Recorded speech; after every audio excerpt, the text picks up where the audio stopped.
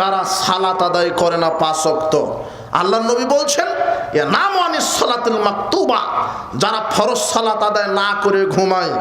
আশ্চর্য কথা, আপনাকে কে বলেছে মুসলিম? আশ্চর্য কথা, আপনাকে কে বলল মুসলিম?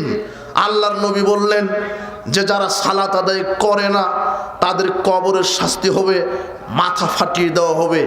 একজন সাহাবী বলছেন, আল্লাহর নবী, অমুক ব্যক্তি সম্পর্কে আমি জানি যে লোকটা সালাত আদায় না করে শুধু ঘুমিয়ে থাকে। তখন আল্লাহর নবী বলছেন, যারা সালাত আদায় না করে ঘুমিয়ে থাকে শয়তান তার 2 কানে পেশাব করে দেয়, শয়তান তার 2 কানে পেশাব করে দেয়।